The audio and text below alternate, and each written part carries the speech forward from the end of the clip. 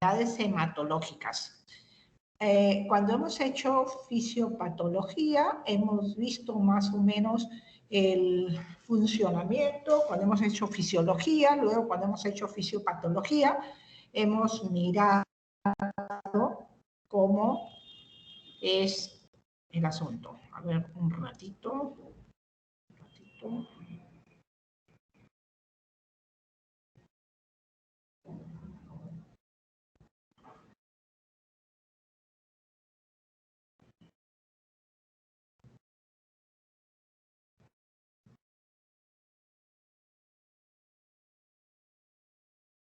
Ya, entonces, lo más importante que tenemos que ver es que esta es una patología, este es un capítulo donde vemos las patologías tanto benignas como malignas. Y dentro de lo que es las enfermedades de la sangre vamos a tener elementos formes que son las células, y los glóbulos rojos, los glóbulos blancos y las plaquetas son las principales líneas celulares que nos interesan.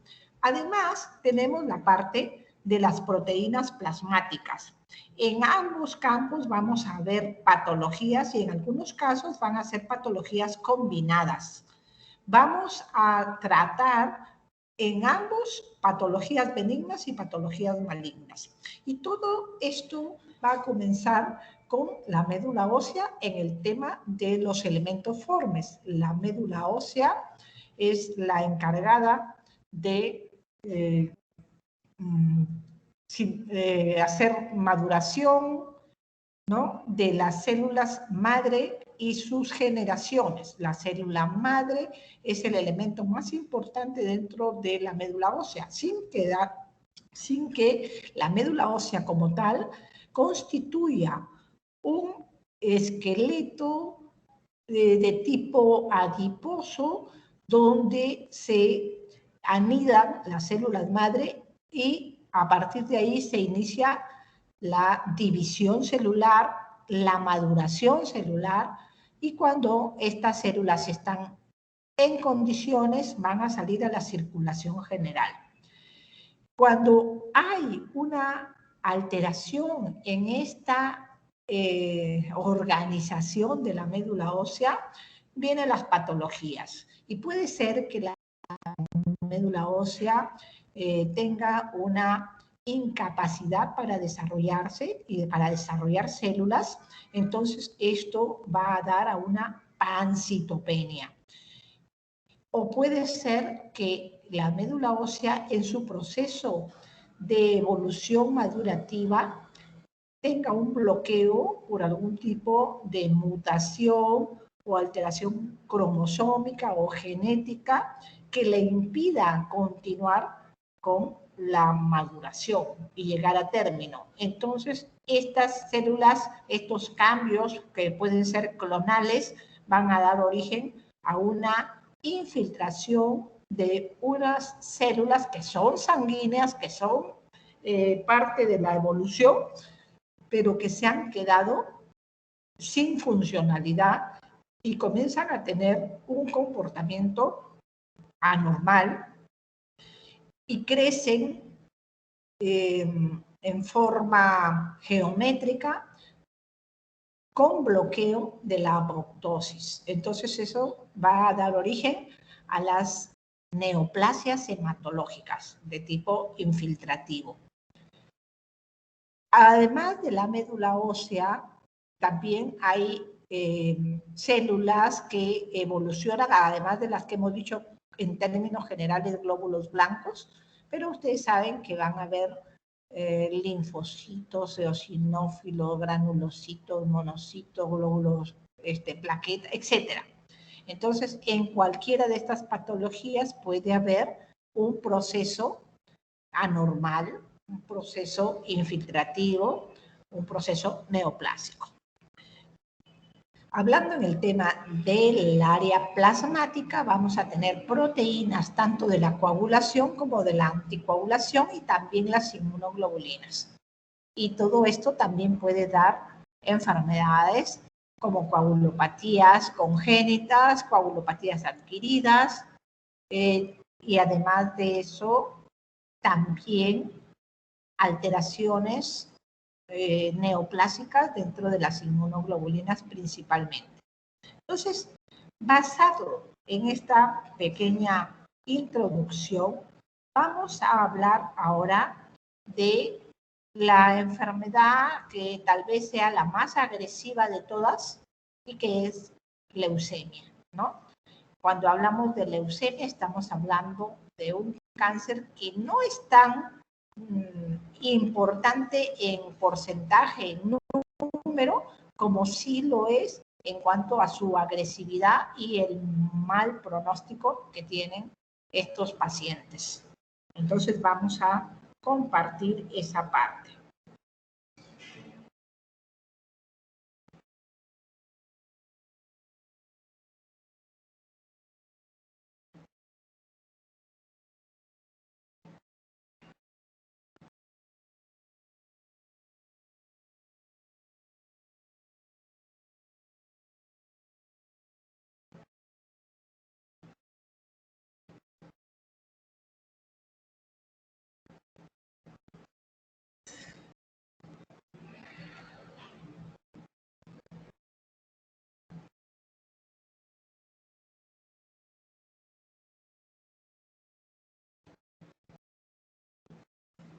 Entonces ahora tengo mi pantalla.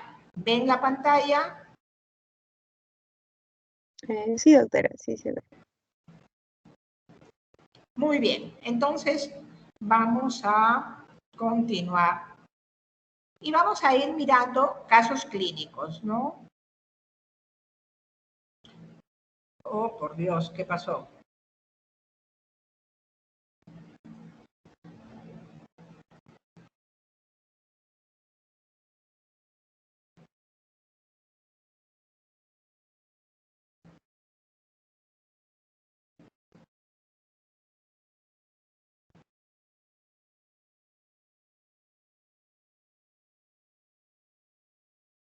Ya. El caso 1 es una paciente mujer de 25 años de edad, un mes de evolución caracterizado por astenia, dolor óseo, y hace 10 días se ha agregado adenopatías cervicales, cansancio fácil y fiebre hace 24 horas. Entonces, esta parte, que son 3 líneas, nos está diciendo, nos está dando mucha información. Todo es importante acá porque obviamente estamos priorizando lo que es importante. Entonces decimos primero que es mujer. ¿Será importante el género en las patologías? Sí, ¿no es cierto? Sí es importante el género en las patologías porque hay algunas patologías en que son exclusivas de mujeres o son de hombres, o también es importante porque la epidemiología dice que es más numerosa esa patología en las mujeres o tal vez que sea más frecuente en los hombres. O sea que sí es importante el género. La otra cosa importante también es la edad. Decir la edad, estoy tratando de ver dónde está el puntero.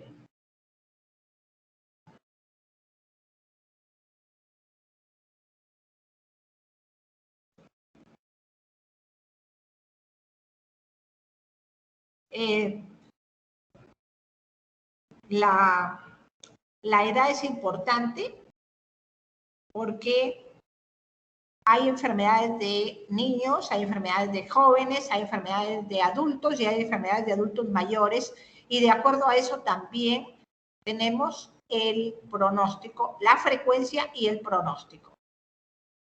El tiempo de enfermedad nos va a hablar de si es aguda o si es crónica, ¿no? Y si es que decimos, hace un año que está con ese dolor, con esa molestia, con ese problema, no vamos a decir que eso es una cosa aguda.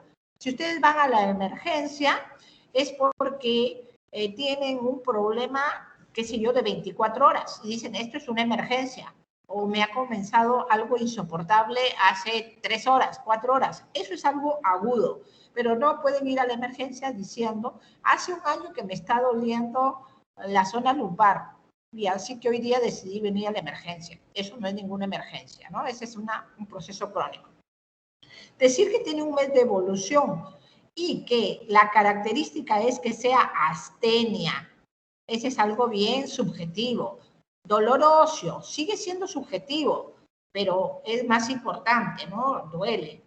Y que hace 10 días ya han aparecido adenopatías cervicales. Eso sí me suena a algo más agudo. Y tendría que ver si además de que se han agregado adenopatías cervicales, tengo tal vez problemas a la deglución o que tengo posibilidad de muelas picadas, ¿no? Dentadura en mal estado y que de pronto me haya dado eso, o que tenga una amigdalitis aguda, que me haya dado un gran resfrío, que esté disfónica, etcétera, ¿no? Entonces, acompañantes a estas y justificación a estas adenopatías cervicales. Pero veo de que en las últimas 24 horas se ha agregado además cansancio fácil y fiebre. Entonces yo ya tengo que desde antes tenía astenia y ahora estoy con cansancio fácil. Puedo pensar de que tiene una cardiopatía, una insuficiencia cardíaca a los 25 años de edad, muy poco probable y sin antecedentes, muy alejado. Y que tiene fiebre y cansancio fácil, puedo pensar, tiene endocarditis bacteriana y por eso es que está cansada, tiene fiebre, es joven, puede suceder, no tiene nada que ver con que hace un mes tenía la astenia, el dolor óseo, y que además tiene adenopatías cervicales. ¿Tiene relación una endocarditis bacteriana con adenopatías? No, ¿no es cierto? Entonces vamos a ver que nos interesa saber si esas adenopatías son pequeñas, grandes, móviles, dolorosas, calientes, irregulares, turgentes, todas las características que nos pueden diferenciar de un proceso inflamatorio o de un proceso infeccioso o de un problema neoplásico. Entonces tenemos todas esas cosas para investigar. El que tenga cansancio fácil, pues todo depende si es que el cansancio se presenta en reposo o se presenta después de haber estado subiendo unas escaleras o algo parecido, ¿no? Y fiebre vamos a descartar si es que es un proceso infeccioso, inflamatorio o neoplásico.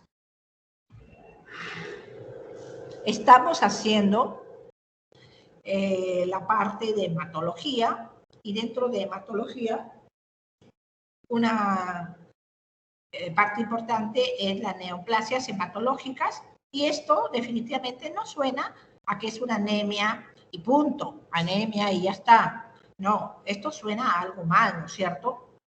Suena a una enfermedad infiltrativa.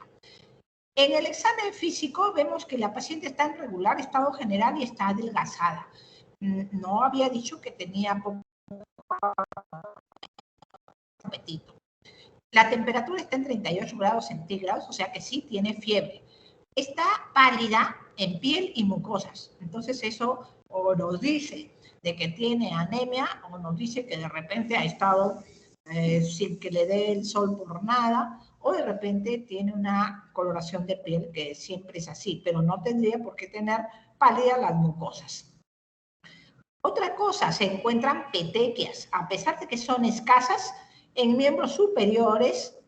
De todas maneras, ¿por qué tendría que tener petequias? Las petequias nos están indicando que podría tener baja de plaquetas, ¿no? Las petequias son definitivamente un problema de plaquetas.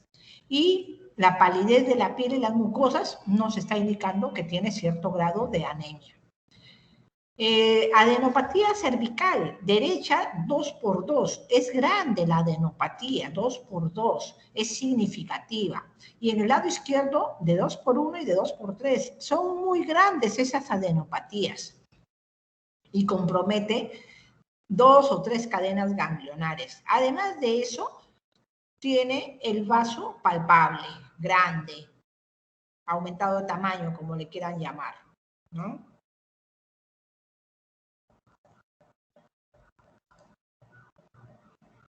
La presunción diagnóstica Entonces decimos, ¿es una infección de las vías respiratorias altas? Esa es una presunción diagnóstica, ¿no es cierto?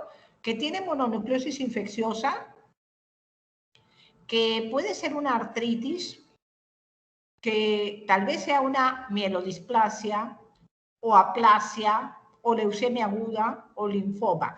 Todos estos son los posibles diagnósticos que podemos plantear y luego vamos a ir diciendo por qué puede ser uno o por qué no puede ser ninguno.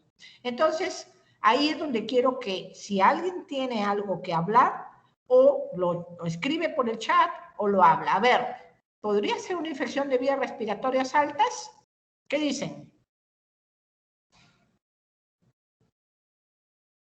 ¿Hablan? Digan algo. Estamos hablando, es un ejercicio, no tiene que ser que le acierten o no, no estamos calificando, solamente estamos intentando estar en el tema.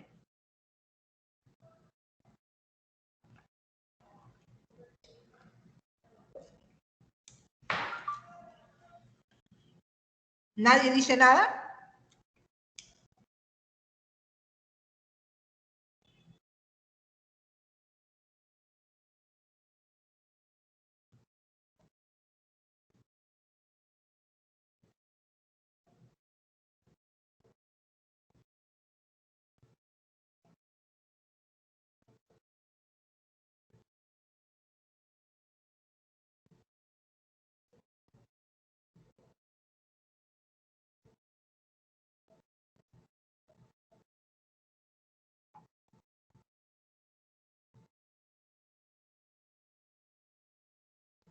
No dicen nada.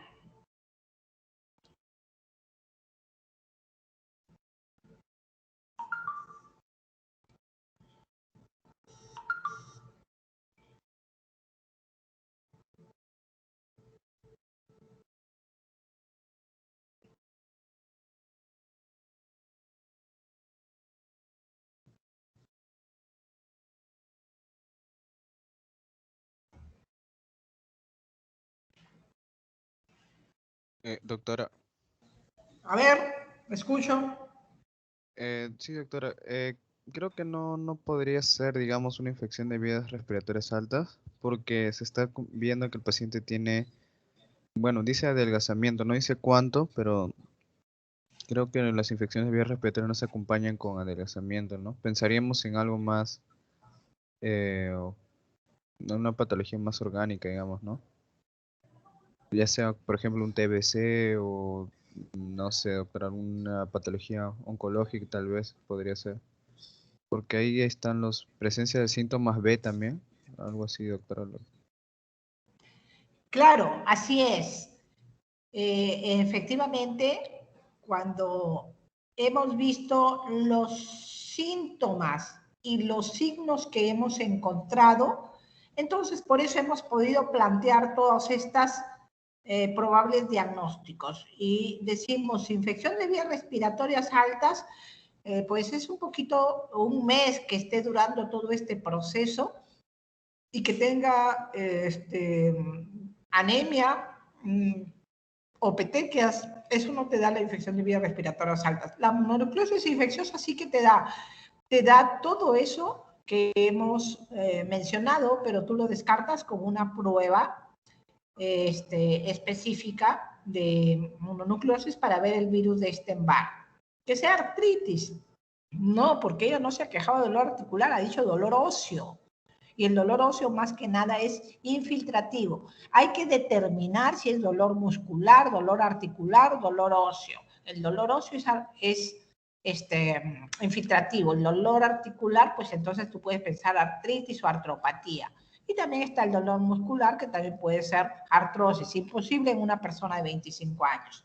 Que sea mielodisplasia. Mielodisplasia significa una mala función de la médula ósea por cualquier motivo y que puede indicar que tiene citopenias o que tiene de repente una serie aumentada y las otras disminuidas, pero más que nada se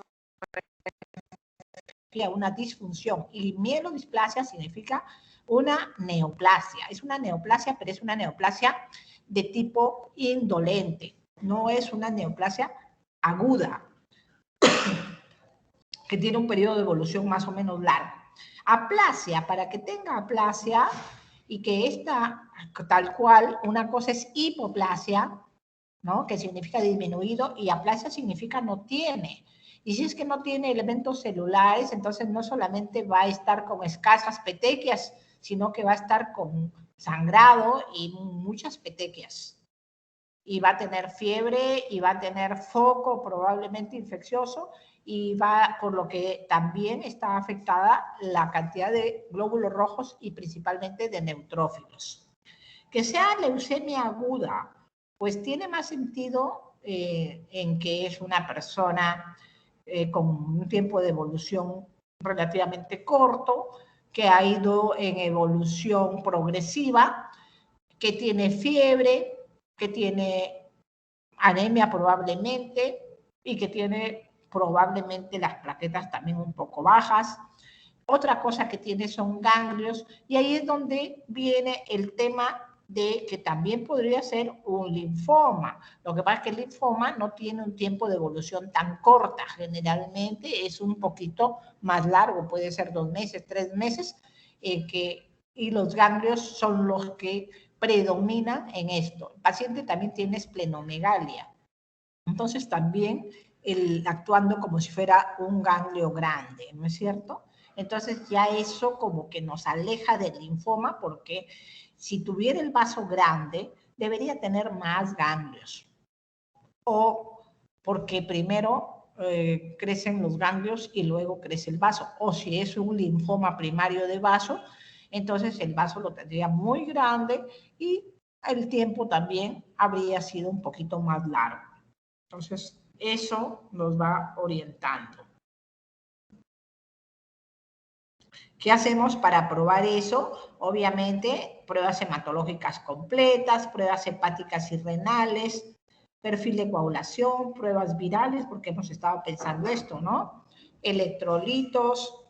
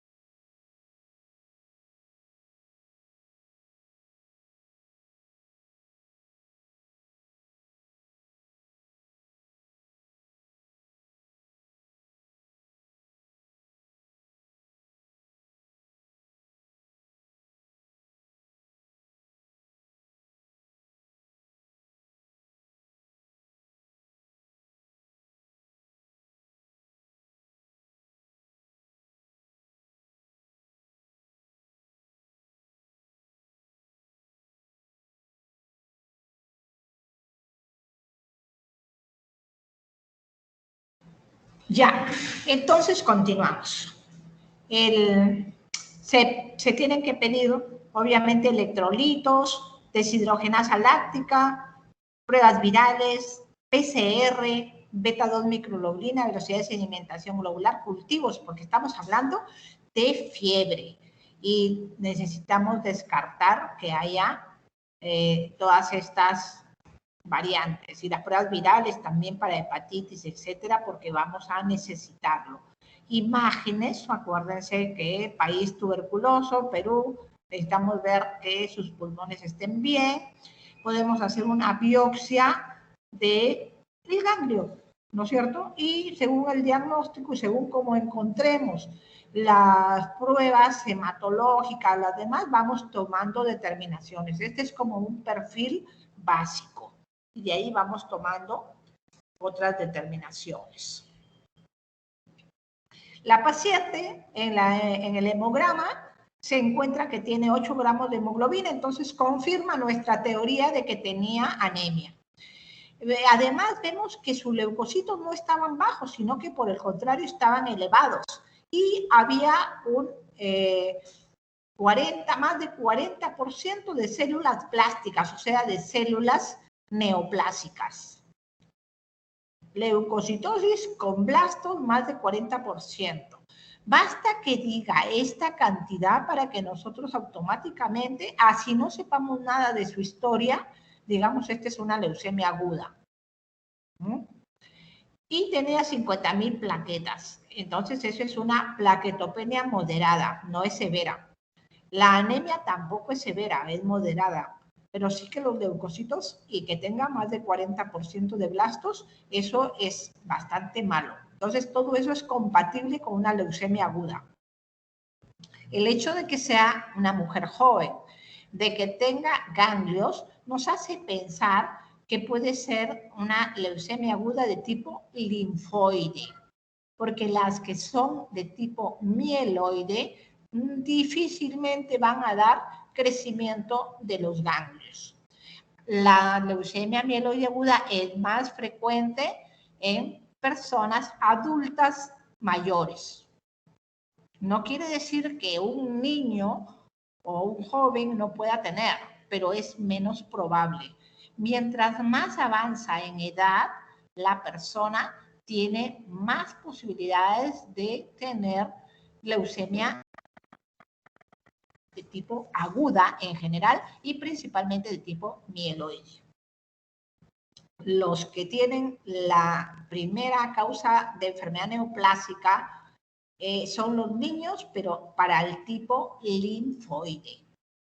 Entonces, se hacen las pruebas complementarias, es decir, le hago aspirado de médula ósea, inmunofenotipo, mielograma, citogenética, panel molecular, todo eso le hago porque ya sé que es una leucemia aguda y entonces oriento todos mis exámenes a tener la mayor información posible porque eso me va a ayudar para mi pronóstico y también para el tratamiento. Entonces se concluye que es una leucemia linfática aguda de tipo B, de riesgo intermedio, se le da tratamiento de inducción y luego tiene una remisión completa, que significa una respuesta favorable al tratamiento. No significa ya se curó, ya estuvo bien, no. Pues significa eso, de que ha obtenido una respuesta favorable y que tenemos que continuar con el tratamiento según el protocolo para esa enfermedad. Y este tratamiento pues puede durar muchísimo tiempo, estamos hablando de 2 años como mínimo y 3 años tal vez como máximo. Pero lo cierto es que importante va a ser la evolución de la enfermedad y que continúe en respuesta favorable. En el momento en que pierde la respuesta esta paciente, ya está en problemas. Muy bien, vamos a ver un caso 2, que es un caso diferente, ¿no? Entonces ya tenemos este primer caso. Este es un paciente varón de 16 años, entonces vemos que es jovencito, pero que inicia la enfermedad 3 meses antes y tiene síntomas leves, principalmente astenia, baja de peso, hipersomnia. Por eso, un chico de 16 años que tenga esto, pues definitivamente es raro. Por eso es evaluado y en el examen físico se encuentra que está un poco pálido, pero que tiene hepatomegalia. Miren, no tiene esplenomegalia, tiene hepatomegalia. No dice que tenga ganglios, no dice que tenga dolor, solamente dice que el paciente va perdiendo totalmente su energía. Se le hacen las pruebas, como hemos mencionado, todo el paquete si queremos, pero lo más importante, el hemograma muestra que tiene 11 de hemoglobina, 3.200 leucocitos, 11% de blastos y 100.000 plaquetas. Entonces dice, 3 meses de enfermedad, pues vaya que no es tan agudo el asunto. 11 gramos en un chico de 16 años es un poco bajo, pero es una anemia leve. Lo mínimo que debería tener es 13 de hemoglobina. Los leucocitos 3.200, lo mínimo que debería tener son 5.000. Y además de eso tiene 11% de blastos. Esto no debería existir acá. Y plaquetas 100.000 es una plaquetopenia leve, no es una plaquetopenia severa. Entonces, la presunción diagnóstica es de que sea leucemia aguda. ¿Por qué? Porque tiene 11% de blastos en sangre periférica y tiene compromiso de las 3 series. Los leucocitos están bajos, la hemoglobina está baja, las plaquetas están bajas. Y encima tiene 11% de blastos. Pienso que es una leucemia aguda. Se hacen las pruebas diagnósticas que ya hemos contemplado en el caso anterior y además hacemos el aspirado de médula ósea porque hemos dicho que es una leucemia aguda. En el aspirado de médula ósea encontramos 25% de blastos. O sea que si en la sangre periférica habían 11, acá hay 25%, lo cual tampoco es que sea una gran explosión. Para que sea una leucemia aguda, tiene que tener como mínimo 20% de blastos. Y como máximo, pues 100%, ¿no? Pero como mínimo tiene que tener 20%. Este paciente cumple con el requisito puesto que tiene 25% de blastos. Además de eso, tiene cambios displásicos. Ya hablamos de lo que es la displasia. Entonces decimos cambios displásicos significa que hay una disfunción y que además también tiene cambios morfológicos. Por ejemplo, puede ser que los glóbulos rojos sean muy pequeñitos, que los leucocitos no tengan granulaciones, tengan poca maduración, no haya muchos segmentados, que tengan un arresto en la maduración, que las plaquetas sean muy escasas y dispersas, que los megacariocitos sean hipolobulados o sean pequeños, que la celularidad en general pueda estar muy aumentada o muy disminuida. Todo eso puede suceder y eso se llaman cambios displásicos. Se hace el inmunofenotipo y se encuentra que tiene 28% de blastos mieloides. O sea que el inmunofenotipo es una metodología para identificar la estirpe celular. Entonces acá te especifica que son blastos mieloides, porque en el aspirado solamente decía blastos, pero no decía si eran linfoides o mieloides. La presunción por la forma de presentación es que fuera mieloide. Son mieloides y hay 28%.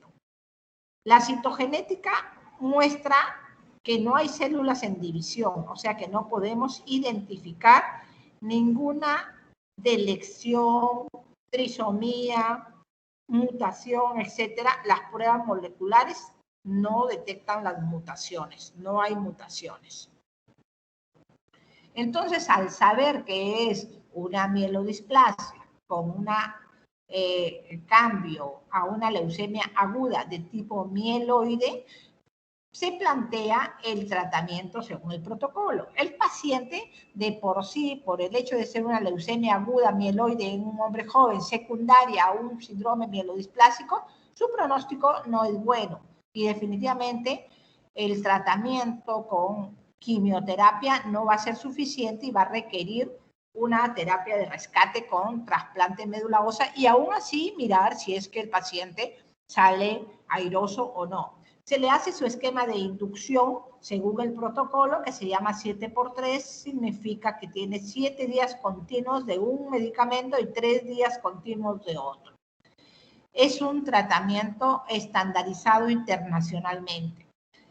Después de que se da esta terapia, que es muy intensa, se espera que por lo menos 15 días los pacientes estén en neutropenia. Entonces el paciente tiene 50% de posibilidad de tener neutropenia febril. Bueno, pues él está ahí con neutropenia febril y recién recupera la cifra de más de 500 neutrófilos al día 20.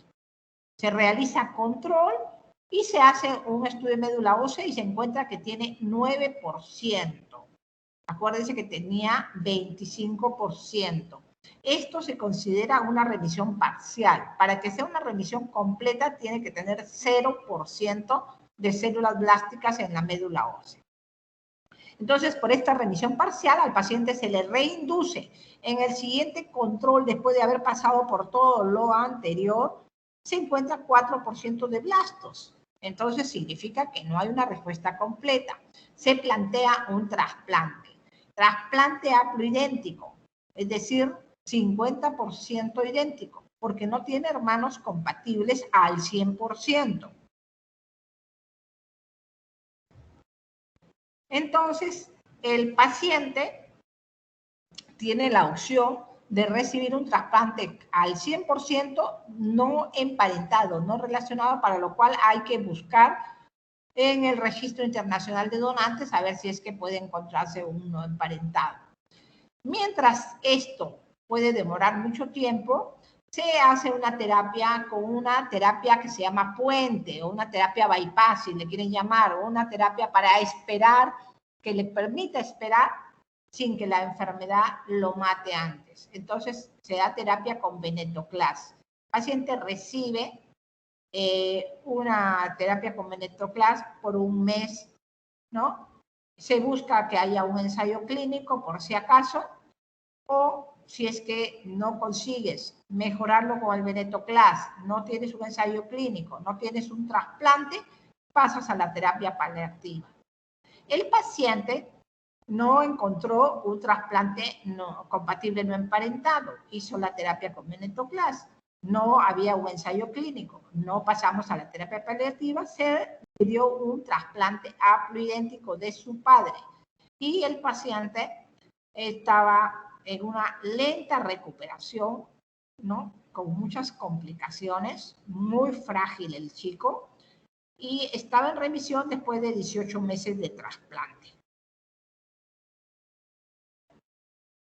¿Está claro hasta ahí? Nos vamos al caso 3. El caso 3 es un paciente de 39 años, varón, hijo único, ¿no? Entonces, ve ustedes, hombre de 39, un hombre adulto completo, adulto maduro, hijo único. Y la enfermedad que lo trae a la emergencia solo tiene 15 días de evolución y se caracteriza por sudoración nocturna, fiebre, sensación de falta de aire, dolor en el hipocondrio izquierdo.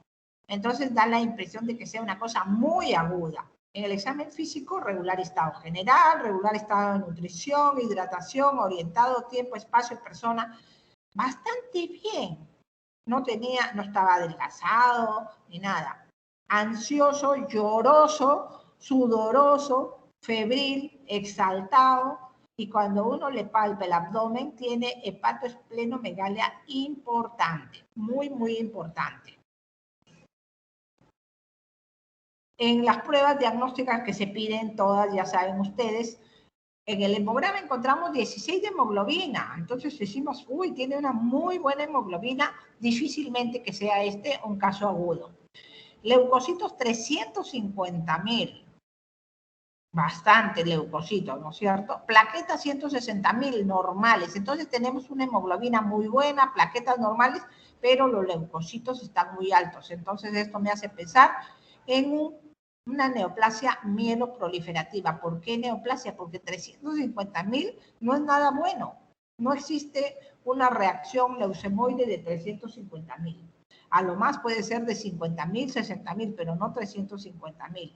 Y además tendría un proceso infeccioso previo. Se encuentra en estos 350.000 5% de blastos, que son de tipo mieloide, y los precursores mieloides también se encuentran, o sea, abastonados, mielocitos, metamielocitos, promielocitos, etcétera. O sea, células precursoras que no deberían estar en la sangre periférica, que no son anormales en la médula ósea, pero sí indica que la médula ósea está tratando de compensar algún tipo de función, expulsando incluso células que todavía no han completado su desarrollo.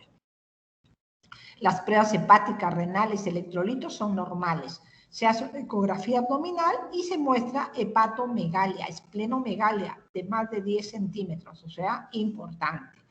Se hace la aspirada de médula ósea, la cual resulta ser hipercelular y tiene 10% de blastos. Si tenemos 20% de blastos, decimos es leucemia aguda. Si tenemos menos en el diagnóstico, decimos no es leucemia aguda.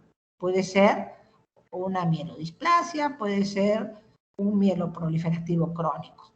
La serie eritroide y megacariocítica están elevadas, inclusive en la médula ósea, porque es una médula hipercelular. Entonces decimos es un proceso infiltrativo. La citogenética muestra una translocación 922, y esta translocación se llama Filadelfia, ¿no? Entonces, en conclusión, es una neoplasia mieloproliferativa crónica, Filadelfia positivo, es una leucemia mieloide crónica en fase crónica, porque vamos a ver que esta tiene varias fases. Con este diagnóstico ya establecido, ¿no? Y un pronóstico también no muy malo, ¿no? Porque estamos en la fase crónica, inicia un tratamiento mielosupresor para bajar esa cantidad enorme que tenía de células, 350.000. Se le da hidroxiuria. Entonces, este paciente en forma continua recibe por 5 años este medicamento, teniendo una buena respuesta clínica y hematológica, pero no citogenética. Esta recibe, después de todo este tiempo, al no tener una respuesta citogenética, se decide darle interferón, porque hay reportes de que con el interferón también mejora. Este es un caso antiguo, no es un caso nuevo.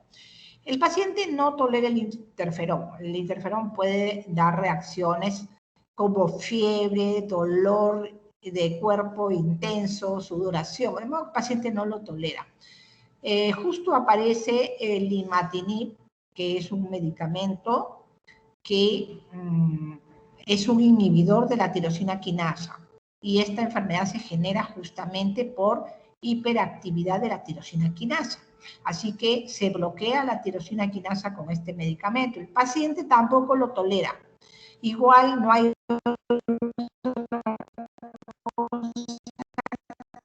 está recibiendo en dosis subóptima.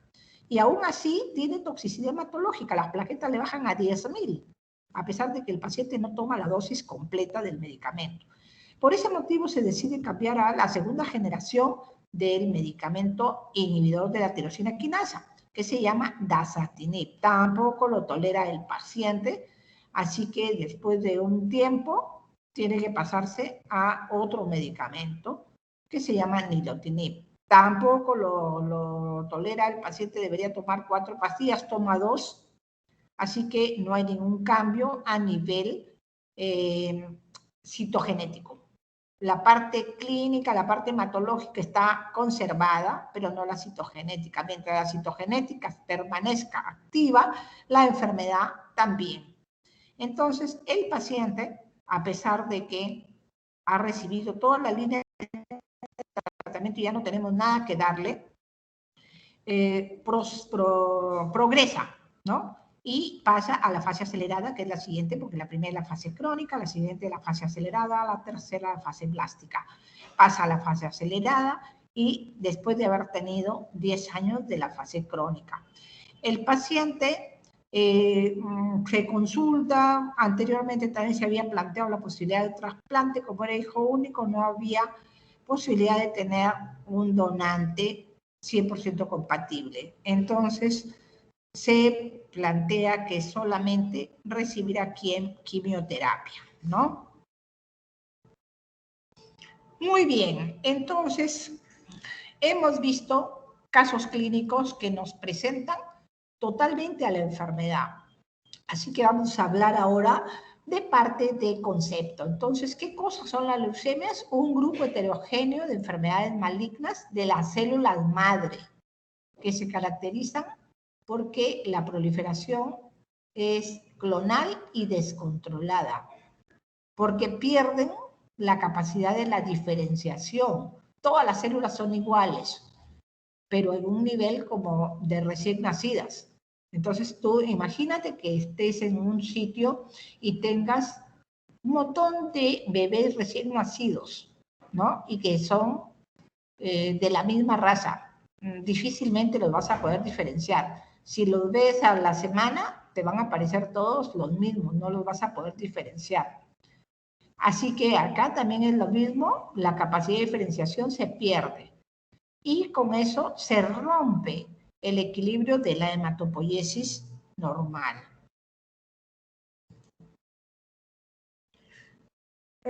Vamos a mirar esta parte, ¿no? Entonces, lo más importante, la clasificación de las leucemias es compleja, pero lo que más nos interesa son los 4 tipos básicos.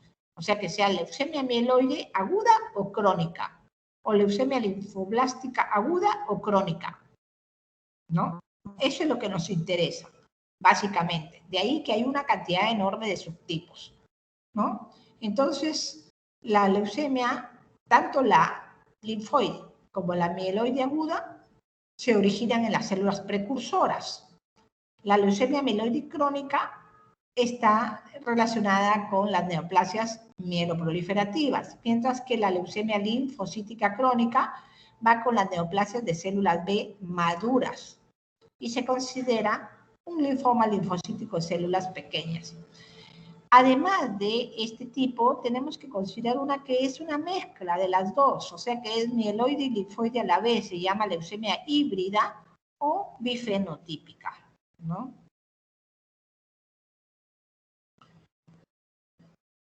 Como decíamos, las leucemias no son tan numerosas como uno esperaría.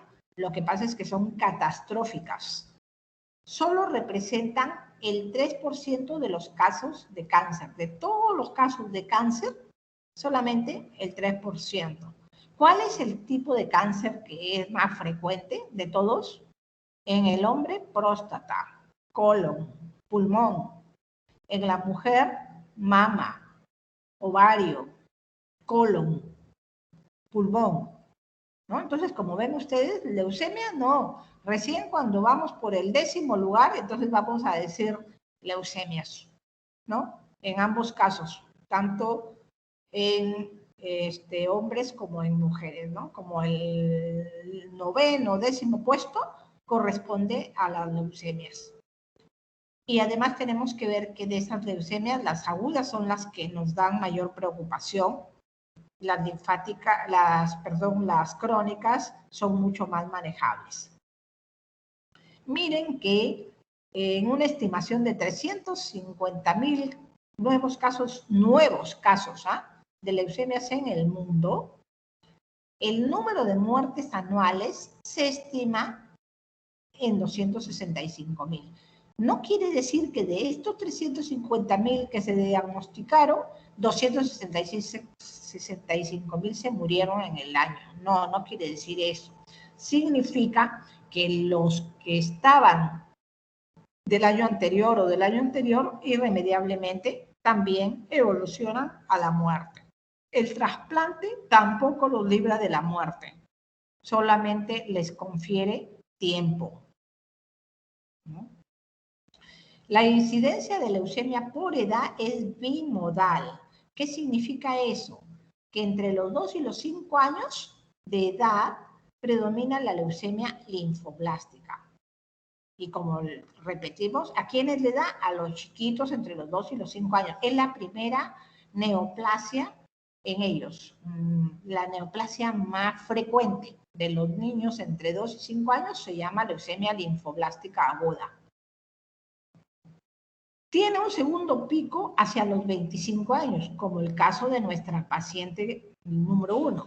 Y posteriormente el incremento gradual con la edad avanzada. En la edad avanzada lo que predomina es la leucemia de tipo mieloide. Para el diagnóstico, ¿no? Sospechamos primero que el paciente pueda tener leucemia, hacemos un estudio de la sangre periférica y ahí vamos a ver si es que hay células anormales o no. Por ahí podemos determinar si las células están disminuidas, si las plaquetas son menos, si las células son atípicas, si es que hay blastos periféricos, etcétera. Estudio morfológico de la médula ósea también, la misma situación, las vamos a mirar las células si la proporción es correcta. Normalmente la proporción de glóbulos rojos, glóbulos blancos es 3:1, porque acuérdense que los glóbulos rojos viven más de 100 días, mientras que los glóbulos blancos pueden solamente vivir horas. Además de eso, hacemos la citometría de flujo para el inmunofenotipo, para poder decir estas células son de tipo linfoide o son de tipo mieloide, que son los dos grandes grupos celulares. Luego vamos a ver si son linfocitos B, linfocitos T, linfocitos NK, o si son tipo mieloides, si son eosinófilos, basófilos, monocitos, plaquetas, glóbulos rojos, etc. Además de eso, vamos a hacer la citogenética en la médula ósea para ver si es que hay translocaciones, hipodiploidías, hiperdiploidías, etc. El PCR nos va a indicar si es que tenemos algún cuadro infeccioso asociado. Como todo el mundo no califica igual a los diagnósticos de leucemia, no hay una estandarización y por eso no hay una información en las principales ciudades sobre la capacidad diagnóstica. Imagínense que viene un paciente de Tumbes, entonces acá en Lima dicen, perfecto, ya viene con el diagnóstico, acá solamente le vamos a dar el tratamiento. No, acá vamos a decir, le habrán hecho las pruebas completas y revisa su expediente y no le han hecho casi nada. Entonces, de repente le han hecho solamente un extendido de sangre periférica y todo lo demás no le han hecho, ¿no? Entonces, a eso se refiere sobre la capacidad en las principales ciudades. Después también sirve para comparar. Imagínate que sí, que en Tumbes le pueden hacer todo y acá decidimos hacerle todo y comparamos si los resultados son adecuados, ¿no? Entonces, la realización de un diagnóstico confiable y completo debería hacerse en cualquier lado, porque los estándares son iguales y además tendríamos una referencia y una contrarreferencia. Diríamos, ya, ok, ya comprobamos que estás bien, que tu diagnóstico es correcto, aquí te damos las indicaciones de tratamiento, trátalo tú y si tienes algún problema, me consultas o me lo vuelves a mandar al paciente, ¿no? El paciente que no está con un diagnóstico completo, sería una cosa un poco irresponsable hacer un manejo terapéutico, ¿no? Porque no sabemos si lo vamos a beneficiar o lo vamos a perjudicar, sobre todo en la sobrevida libre de enfermedad el mayor tiempo posible y la calidad de vida. Actualmente estamos viendo que hay tratamientos que no solamente son quimioterapia como antiguamente, sino que hay biológicos monoclonales y que esos están con un impacto positivo en la calidad de vida, porque no todo es, tienen un paciente con cáncer, le dan quimioterapia, el paciente se siente fatal, pues está vomitando todo el tiempo, no quiere comer, se pone flaco, está acostado todo el día, le duele todo. Sí, pero está vivo y quiere que siga vivo y pasa un mes, pasan 6 meses y el paciente sigue así. Eso no es calidad de vida. En cambio, puede ser que le den los medicamentos biológicos, saben que el cáncer que tiene el paciente no se va a curar, pero por lo menos con ese otro medicamento va a dolor, va a estar activo, independiente, va a comer, va a hacer una vida lo más normal posible, aunque se sabe que la evolución, la sobrevida global probablemente va a ser lo mismo. Es decir, si va a vivir un año, lo va a vivir con quimioterapia o con el biológico, pero la calidad de vida es la diferencia. Entonces, por eso tenemos que evaluar bien de no hacer gastos innecesarios. Un paciente que está en las condiciones malas que les he dicho, pues se va a infectar, le va a dar una escara, va a necesitar antibióticos, se va a complicar, va a necesitar hospitalización, etc. ¿Tiene mucho?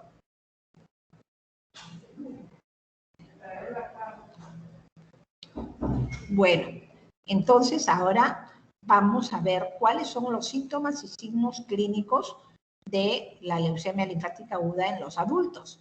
Entonces vamos a ver que la presentación va a ser de pocas semanas, los síntomas son generales, astenia, adinamia, pérdida de peso, diaforesis nocturna, hiporexia, compromiso del estado general. Todo esto no quiere decir que todos los pacientes tienen todo lo que dice acá, sino que son los síntomas más frecuentes que te puede ver y ves que muchos son subjetivos, pero también hay que ver que están lo que se llaman los síntomas B, ¿no? La diaforesis, la fiebre, la baja de peso, la astenia, todos son síntomas B.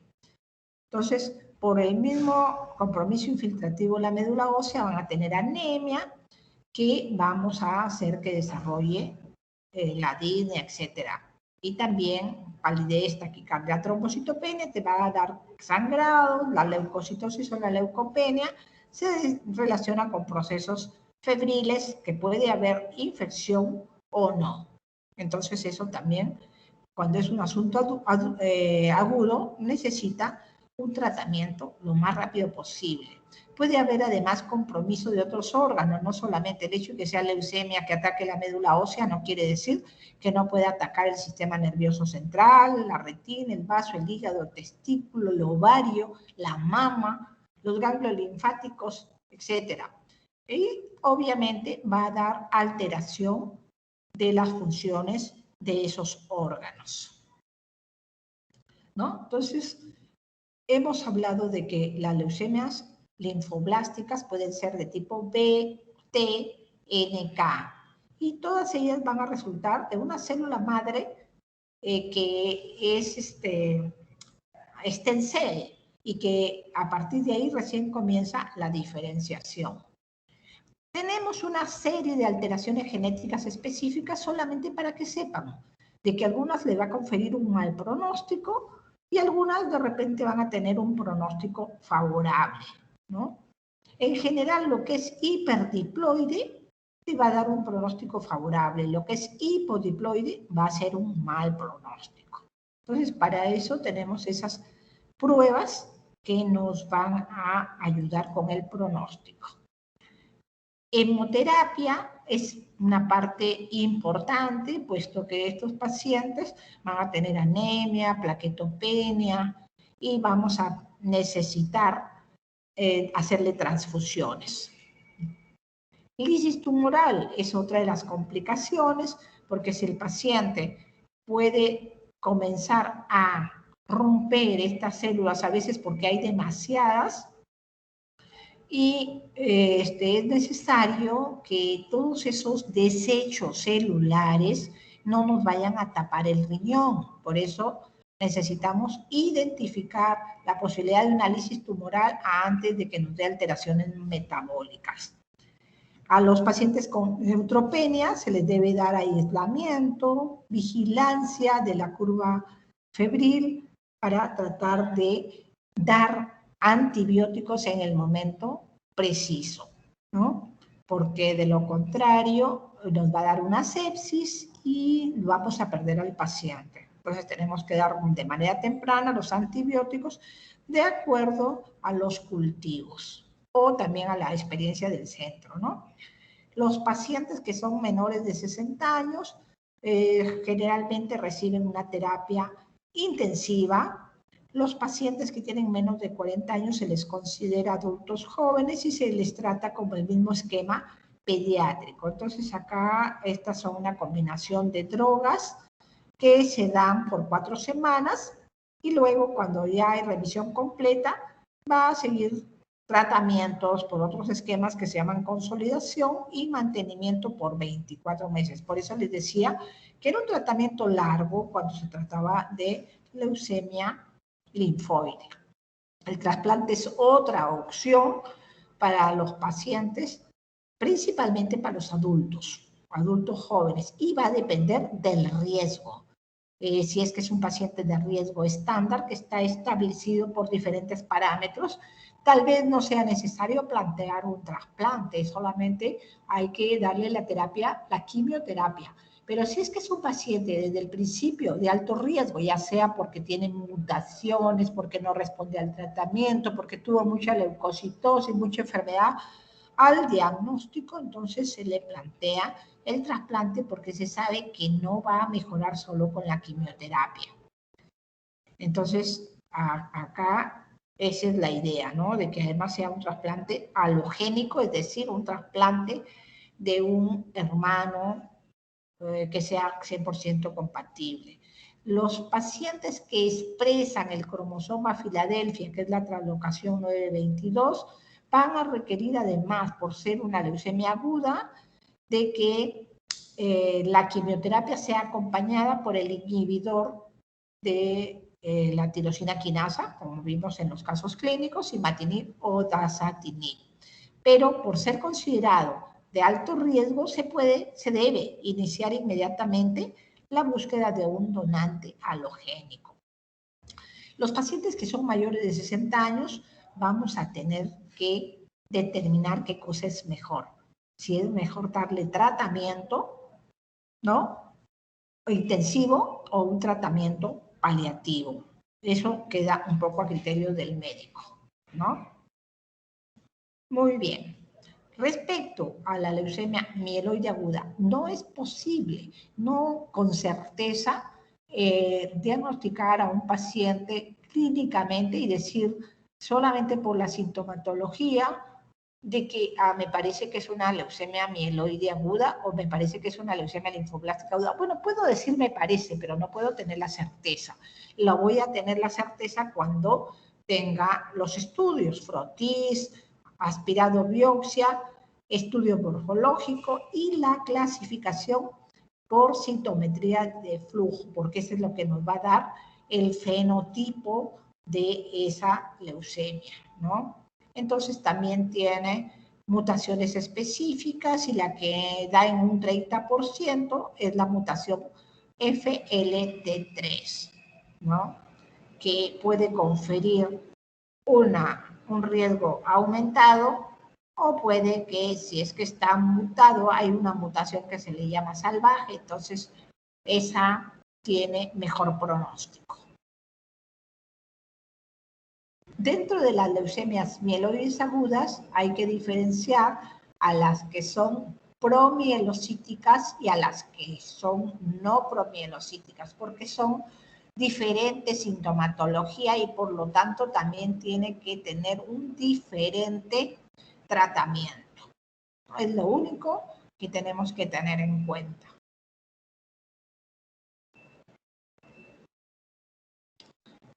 Para la consolidación de la leucemia, para la inducción, es el esquema 7x3 que hemos dicho, pero para la consolidación necesitamos ver si se necesita un trasplante, ¿no? En la primera remisión completa. Los pacientes tienen que ser menores de 60 años. Pacientes mayores de 60 años ya no se complican mucho si se les da un trasplante. Así que prácticamente es una terapia paliativa. Los pacientes que son mayores, ¿no? Pueden ser considerados para recibir este tratamiento. Los que son fit, los que están en buen estado, pero los que tienen un mal estado funcional, como ahora con el COVID, que un montón de gente de 50 años no viene a trabajar porque dice que es frágil, que tiene diabetes, alma. Si a uno de esos pacientes les da leucemia aguda, entonces está bien decir que no son candidatos aún cuando tienen menos de 60 años a recibir ninguna terapia intensiva, ya que son frágiles. Cuando el paciente es mayor de 60 años o incluso puede ser menor, pero que no ha respondido a la quimioterapia de 7x3, entonces podemos utilizar un medicamento biológico que se llama azacitidina y que es con intención paliativa en los pacientes que tienen entre 20 y 30% de blastos en la médula ósea y que puedes darlo en forma indefinida hasta que se pierda la respuesta. Hemos dicho que hay que diferenciar la leucemia promielocítica de la no mielocítica por la sintomatología. La promielocítica debuta con un cuadro similar a un CID, o sea, una coagulopatía de consumo. Entonces, por eso los esquemas de este tipo de leucemia incluyen una medicina que se llama ATRA, ¿no? Y el ATRA se puede utilizar. Con esto neutralizamos el sangrado. Y lo puedes utilizar como una antraciclina, también puedes usarlo con trióxido de arsénico porque es menos tóxico y que puede acceder a una mejor supervivencia global y libre de enfermedad. Es la única enfermedad, en este caso, que se puede curar sin necesidad de trasplante, pero tiene una alta mortalidad por hemorragia al diagnóstico, al debut. En 2 días el paciente se puede morir por una hemorragia cerebral. Entonces, eso es la limitante. Con el ATRA se disminuye esa posibilidad. Bueno, esas son las partes agudas de las leucemias, pero vemos la parte crónica, y la parte crónica afortunadamente es, como su nombre lo dice, más duradera. Son mieloides, pero el hecho de que sea crónica significa que puede vivir varios años. Entonces acá tenemos que decir que antes de los inhibidores de tirosina quinasa, las leucemias mieloides crónicas vivían 5 años. Esa era la evolución natural de la enfermedad. No importa el tratamiento que le dieras, el paciente evolucionaba pésimo y se moría al tener 60 meses de diagnóstico. Entonces, con los inhibidores de la tirosina quinasa, la enfermedad se frena e incluso se ha llegado a postular que después de dar terapia por unos 6 años con una muy buena respuesta, entonces se le puede retirar la medicina y observar. Esta enfermedad representa el 15% de la leucemia de los adultos. Puede darle a un niño también, pero es muy raro. La incidencia anual es de 1 a 2 por 100.000. La edad media al diagnóstico son 65 años y tiene predominio por el sexo masculino, ¿no? Es una proliferación infiltrativa clonal de las células progenitoras pluripotenciales. Por eso es que hay una gran cantidad de precursores, tanto en la médula como en la sangre periférica. Y lo más importante es que tiene que tener la confirmación de la translocación entre el cromosoma 9 y el 22, que significa, resulta en la formación del cromosoma Filadelfia.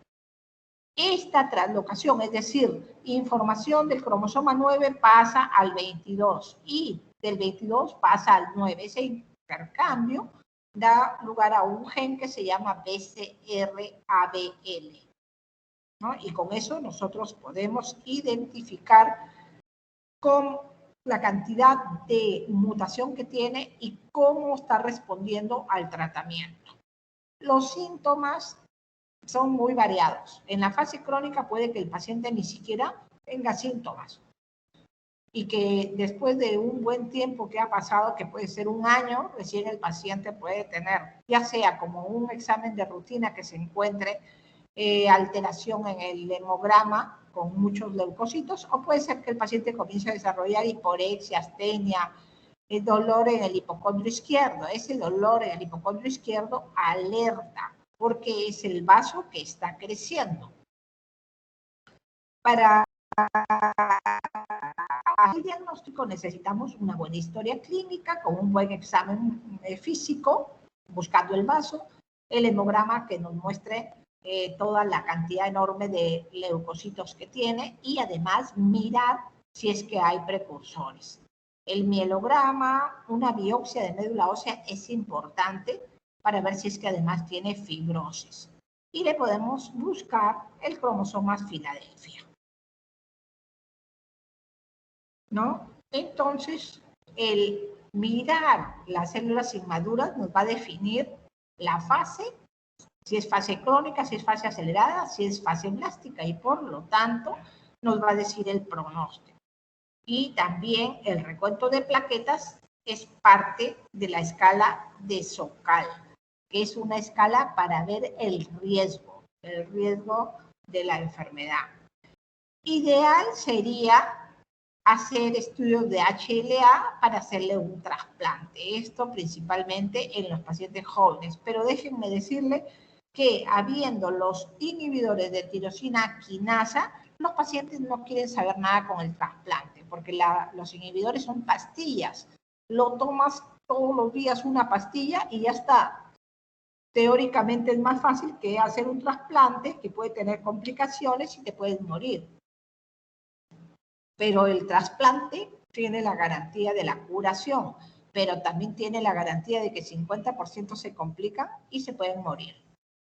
La escala de Sokal considera la edad, el tamaño del vaso, el recuento de plaquetas, el porcentaje de mieloblastos. Todo esto hace un número, y si es que tiene menos de 0.8 es de bajo riesgo, y si es que tiene más de 0.8 es de riesgo alto. No solamente existe la escala de Sokal para hacer esta evaluación de riesgo, también hay otras escalas como la escala de Hasford o la escala EUTOS, que son un poco más sencillas. En las fases de la enfermedad les había dicho, la fase crónica es esa fase en que el paciente muchas veces no siente nada, pero tiene una gran leucocitosis y lo más que puede sentir es el vaso grande. En la fase acelerada, vemos que los blastos en la sangre o en la médula llegan hasta 19%. Acuérdense que 20% ya es aguda. Los basófilos en la sangre periférica aumentan también y puede ser que normalmente es 0 a 1%, tener hasta 20%. Comienza a haber trombocitopenia, que no había en la fase crónica, y el tamaño del vaso comienza a aumentar también. Y puede que haya más cambios en la genética de esas células, de que eran cromosomas Filadelfia y aparezcan más. La fase blástica es cuando ya tiene una leucemia aguda y se llama leucemia aguda secundaria a una leucemia mieloide crónica. Entonces, acá los blastos son más de 20% y definitivamente puede haber blastos extramedulares, así como dijimos antes en el sistema nervioso central, en la retina, en el ovario, en la mama, en el testículo, etc. Entonces también acá puede ser así. Y la otra particularidad es que la enfermedad puede virar a una leucemia mieloide aguda o a una leucemia linfática aguda. Pero ya se convierte en aguda, por eso se llama crisis blástica. Entonces, el tratamiento de elección en primera línea de tratamiento para los pacientes en fase crónica es un inhibidor de tirosina quinasa, ¿no?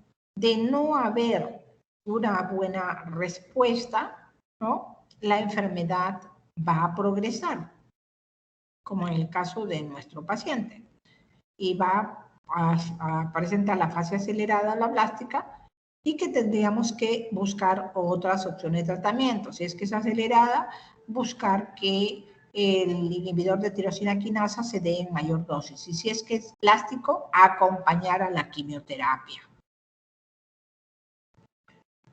Estos son los inhibidores de tirosina quinasa, imatinib, que se da 400 miligramos, o dasatinib, que se da 100 miligramos, o nilotinib, que se da 600 miligramos. ¿No? Entonces, esto hace que sí que den respuestas moleculares y que se van a beneficiar los pacientes que son de alto riesgo según la escala de Sokal. No se ha visto beneficio en dar 600, 800 de imatinib. Al principio se hizo estudios y se dio hasta 800, pero aparte que era pésima tolerancia, no había ninguna ganancia adicional. En la fase acelerada, como hemos dicho, se debe definitivamente rotar a una generación mejor de ITK. Y en la fase blástica, acompañarlo con quimioterapia.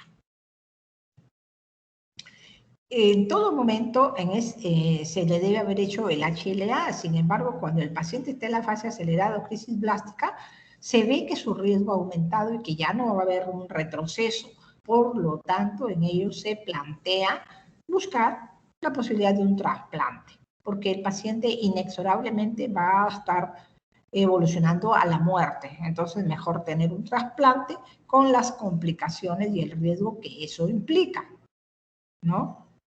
Cuando los pacientes en la fase crónica no toleran el medicamento o hacen resistencia, entonces no está sustentado para cambiarle a una segunda o tercera generación. ¿Qué puede significar esto? Y decir, ah, pues igualito le puedo comenzar con cualquiera de ellos. No es así. Comienzas con el imatinib, que es el de primera generación, porque responde muy bien la mayoría de pacientes y muchas veces es por la falta de adherencia que tienen resistencia. O puede ser que no lo toleren, en cuyo caso pasamos y tengan la seguridad de que los otros medicamentos van a ser también mal tolerados. El otro factor importante es el precio. Imatinib tiene bastantes copias, por lo tanto el precio es muy barato. El dasatinib tiene 2 copias, el precio no es barato. El nilotinib no tiene ninguna copia, es más caro. El ponatinib tiene más cobertura de las mutaciones, por lo tanto es sumamente caro. Entonces todo eso hay que tener en cuenta, de que si un paciente tiene que comprarse ese medicamento, no lo va a poder hacer, no existe nadie, a no ser que sea Bill Gates, pues. En el caso de que el paciente tenga seguro, también es cierto que se le compra, pero el gasto es muy alto. Entonces, por ejemplo, tenemos que verificar siempre la adherencia o si es que han aparecido nuevas mutaciones que hacen que falle el tratamiento. ¿El ITK puede ser tóxico? Claro que sí, puede ser tóxico y ya les digo que algunos por eso no lo toleran y no lo toman y nos engañan de que sí lo están tomando. En el seguimiento tenemos que hacer solamente la citogenética para ver si es que respondió completamente y el cromosoma Filadelfia ya no se ve. Luego se hace a los 6, a los 12 meses y se hace el seguimiento primero con citogenética y luego ya el PCR, que es un PCR en tiempo real, ¿no? Cuantitativo en tiempo real. El trasplante, claro que sí, hemos dicho que el trasplante es una muy buena opción, pero que los pacientes no lo deciden. No todas las personas tienen mucho temor de tener complicación y uno tiene que explicarles que tiene 50% de posibilidades de hacer complicaciones y que pueden ser fatales. No es por asustarlos, sino de que si es que el paciente no está enterado de eso, no da su consentimiento y el paciente desgraciadamente se muere, la familia te hace juicio. Por eso es que las decisiones se toman en conjunto con el paciente y con la familia que lo va a heredar, ¿no? Porque de lo contrario, estamos en problemas. De hecho, es mejor un trasplante que un tratamiento con una tercera generación, porque quiere decir que ha pasado por la 1, por la 2 y que no ha mejorado. El pronóstico es malo.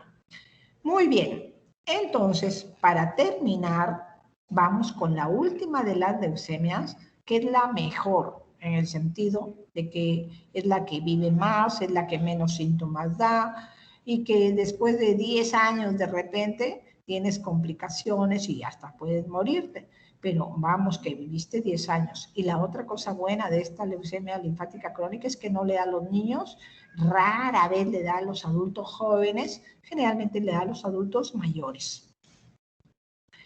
Es una neoplasia de linfocitos maduros. Es indolente. La evolución predomina en el adulto mayor. Inicialmente es asintomática. ¿Cuál es la característica? De que el paciente tenga más de 6.000 linfocitos. Imagínense que cualquier persona mayor de 60 años, pues no tiene nada, se siente bien, aunque por ahí de repente, de casualidad, le hacen un chequeo y encuentran que en el hemograma tiene más de 6.000 linfocitos. Entonces ahí comienza la evaluación para descartar si es que eso corresponde a una leucemia linfática crónica. Para eso, si se sospecha que se debe hacer un estudio de la médula ósea para ver si las células son clonales, si se repite eso o no. Inicialmente no tiene otra cosa. Conforme pasa el tiempo, los leucocitos, que son a expensas de los linfocitos, van a infiltrar los ganglios, el vaso, el hígado, y por lo tanto van a aparecer ganglios crecidos, va a crecer el vaso, puede crecer el hígado. Entonces, con esta progresión lenta, ¿no?, los pacientes también tienen un gran compromiso de la inmunidad. Las inmunoglobulinas están disminuidas, por lo tanto, estos pacientes pueden hacer infecciones recurrentes. Y como son personas mayores y en invierno hacen una neumonía, hasta se podrían morir, decir de qué, de neumonía, y nunca supieron de que lo que tenía era una leucemia linfática crónica. También es cierto que esta enfermedad es más occidental, más de raza caucásica. No quiere decir que no le pueda dar a todas las personas, ¿no? La leucemia, si comienza en la médula ósea, pues se llama leucemia, pero si es que estas mismas células comienzan en el ganglio, entonces se llama linfoma. La morfología de las células, las características son exactamente igual. El tratamiento no lo es, no es igual, ¿no? La mayoría, el 95% de esta leucemia linfática crónica corresponde a un linfocito B y un 5% a un linfocito T o NK, que son más complicadas. O sea que las LLC de tipo B son menos complicadas, ¿no? Si es que le da a uno de 30 años esta LLC, su pronóstico no es tan bueno como el que le dé pues, a uno de 70. El de 70, imagínate, dura la enfermedad 10 a 15 años, pues va a tener 80, 85 años, que ya es por encima del promedio de vida. Pero si a alguien de 30 le da esto y dices, bueno, no importa, va a tener 15 años de vida, a los 45 se va a morir, pues eso no es una cosa aceptable, ¿no es cierto? Entonces, en estos pacientes hay que ver la estrategia de un trasplante. Puede haber anemia, trombocitopenia, adenomegalia, visceromegalia, etcétera, y esto nos va a dar el estadio clínico, ¿no? Entonces podemos decir, está en el estadio 1, 2, 3, 4, de acuerdo al compromiso, al grado de compromiso. También se dice que hay una tendencia familiar y que de repente un papá tiene leucemia linfática crónica y con el tiempo, pues al hijo también le puede salir la leucemia linfática crónica o a un hermano, etcétera. Hemos tenido casos de mamás con leucemia linfática crónica y que después hemos examinado a un hijo, una mamá pues, de 80 años, y que hemos examinado pues, a su hijo de 60 años y también tenía leucemia linfática crónica, ¿no? Hay una proporción, ¿no? Las personas más comunes a los 70 años, pero conforme avanza la edad, aumenta las posibilidades. Imagínense, en las personas que tienen 40 a 44 años, la posibilidad es de 1 en 100.000, pero las personas que tienen 80 años son 30 cada 100.000, o sea, prácticamente 3 en 10.000. Los síntomas, puede haber síntomas B, ¿no? Pero la mayoría, como dije antes, es un examen de rutina y que no hay una razón para que haya una linfocitosis, ¿no? Cuando se sospecha la linfocitosis, ¿no?, se debe hacer un examen de médula ósea y descartar que no haya comorbilidades antes de iniciar el tratamiento, por ejemplo, de que hay que vigilar si es que es diabético, si es que tiene presión alta, si es que tiene asma, etcétera, o enfermedad renal, etcétera, porque de eso depende escoger los medicamentos, ¿no? Y tenemos siempre que repetir la biopsia en médula ósea. Tenemos que hacer una velocidad de sedimentación dentro de las pruebas de diagnóstico. Es imprescindible porque eso también nos va a dar una idea de la evolución de la enfermedad. Entonces tenemos que hacer el inmunofenotipo, medir cuántas inmunoglobulinas tiene, porque hemos dicho que cursa con PAN y hipogamaglobulinemia.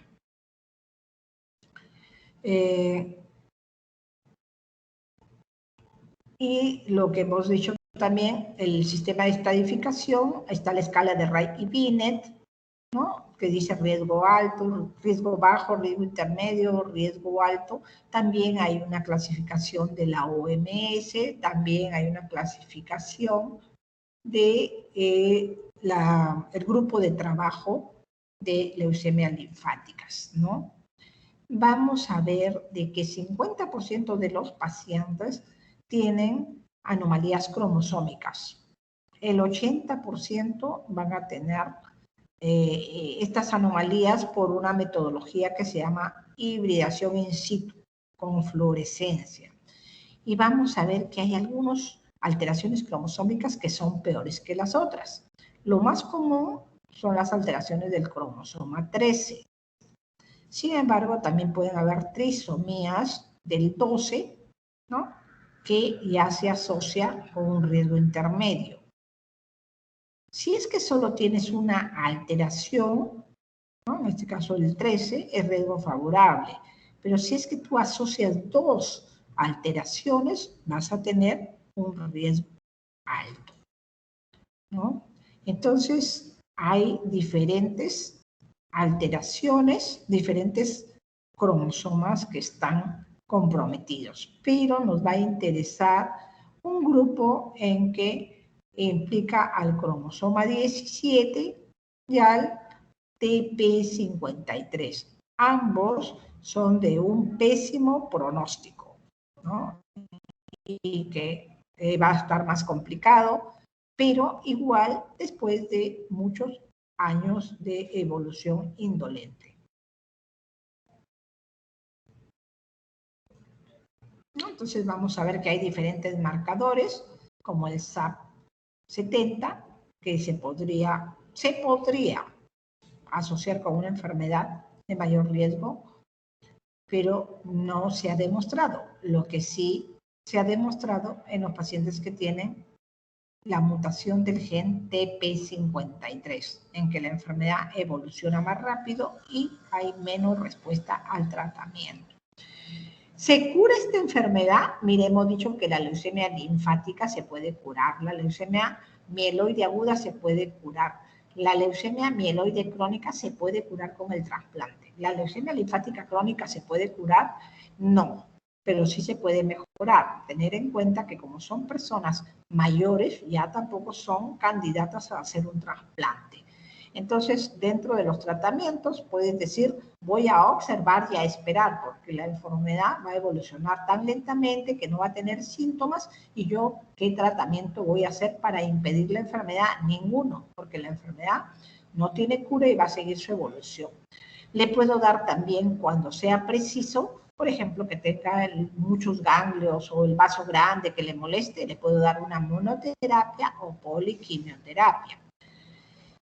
También puedo darle terapia dirigida si es que tengo las mutaciones identificadas y de repente hay terapias tanto con monoclonales como con quimioterapia y que se ayuda con factores estimulantes. La radioterapia se usa raramente, es decir, darle a los ganglios, al vaso para que baje, no se usa. La esplenectomía tampoco, porque le sacas el vaso y le comienza a crecer el hígado. El que haya un ensayo clínico, sí hay para probar nuevas drogas, algunas veces, pero tiene que tener cumplimiento de los criterios de inclusión.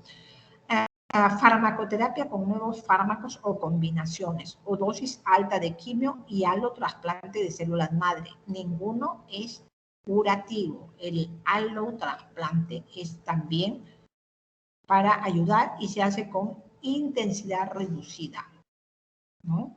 Entonces ya sabemos que la quimioterapia va a atacar el cáncer, pero no va a ser selectivo y van a haber muchos efectos secundarios, riesgo de complicaciones infecciosas, etc.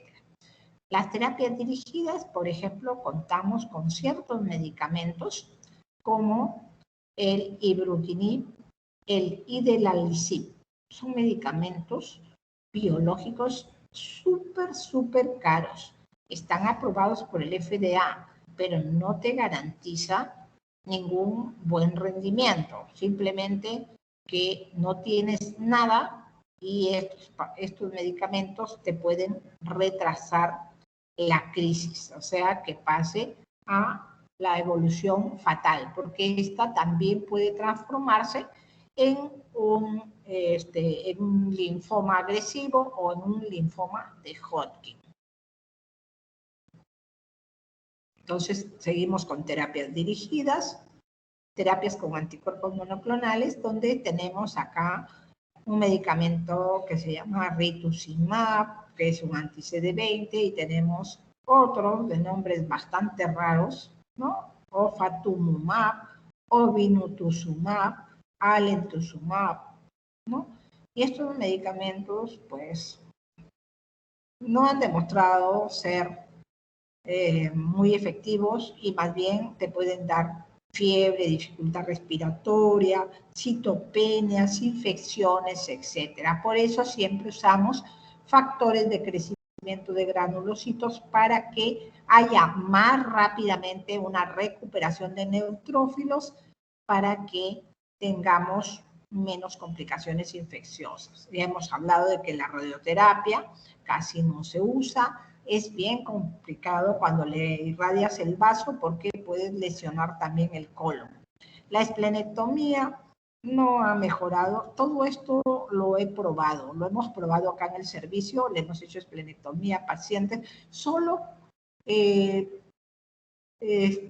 con radioterapia, ¿no? Ha habido complicaciones. Con esplenectomía ha comenzado a crecer el hígado, así que tampoco sirve. Tenemos todo este arsenal de quimioterapia, ¿no? Todo esto es quimioterapia, menos el último que es corticoide, ¿no? Entonces todo esto se puede utilizar para ese tratamiento, pero tener en cuenta de que son pacientes frágiles, son pacientes mayores. Entonces acá comienza un poquito a hacer una diferenciación y decimos, si los pacientes tienen menos de 70 años y no tienen además la delección del 7, de repente podemos darle esta combinación de fludarabina, ciclofosfamida, rituximab, que se llama FCR, ¿no? Es un tratamiento estándar a la actualidad, ¿no? Pero miren, no le funciona para los que son mayores de 70 años, ¿no? Y si es que además de esto tienen problemas con el 17, ¿no? El pronóstico es peor. Entonces, el FCR es el mejor esquema que para los pacientes que tienen, por ejemplo, alteración a nivel del 11, de elección del 11Q, ¿no? Como la ciclofosfamida es un agente alquilante, puede con el tiempo condicionar transformación a mielodisplasia o leucemia aguda. Ocurre entre el 3 y el 10% de los pacientes. O sea, pacientes que debía vivir 5 años, le das FCR para que viva 6, de repente también vive 5, pero con transformación leucémica. Por el medicamento, ni siquiera por otra cosa, ¿no? Entonces también en los pacientes que tienen un riesgo favorable, ¿no? La remisión puede ser duradera, más duradera con el FCR. Acuérdense, fludarabina, ciclofosfamida, eso significa FCR. Se hace análisis de qué tan buena es la combinación de bendamustina con rituximab, que es otra combinación en que la bendamustina es un quimioterápico, el rituximab es un anticuerpo monoclonal. Menos tóxico que el FCR, pero no mostró ser mejor. El estudio dijo que era inferior, así que ni hablar. Lo que queremos es que sean mejor. ¿Qué pasa cuando los pacientes son mayores de 70 años? No tienen opción al FCR, pero se les puede dar los anticuerpos monoclonales, ¿no? Entonces tenemos diferentes anticuerpos monoclonales para intentar una respuesta, ¿no? Los que sí tienen la delección del 17, existe un medicamento aprobado que se llama ibrutinib. Entonces, ¿cuál es el inconveniente? Económico, el precio. Cuando los pacientes con LLC han evolucionado en los años, pueden tener una transformación que se llama la transformación de Richter. Es decir, que se convierte en un linfoma agresivo. Y un porcentaje de estos pacientes también se puede convertir en un linfoma de Hodgkin, que es la mejor opción, el más favorable, porque en el linfoma se transforma en un linfoma agresivo de células B grande, con un mal pronóstico. Sin embargo, si es que se les da su terapia, probablemente puedan hacer una remisión, y en el caso de que sea después de una enfermedad de Hodgkin, tiene mejor pronóstico todavía, porque se queda solo en observación.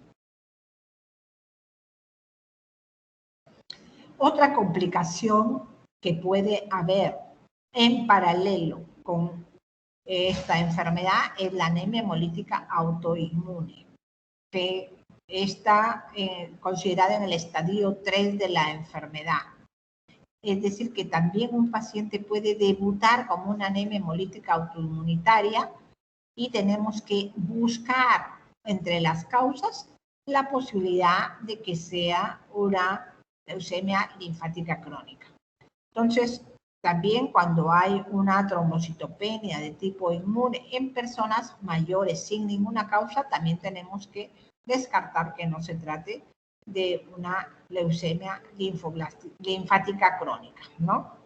Entonces, en estos casos también podemos usar el rituximab, que es parte del tratamiento de la leucemia linfática crónica, y ciclosporina para ambos casos de enfermedades inmunes. Muy bien. ¿Preguntas?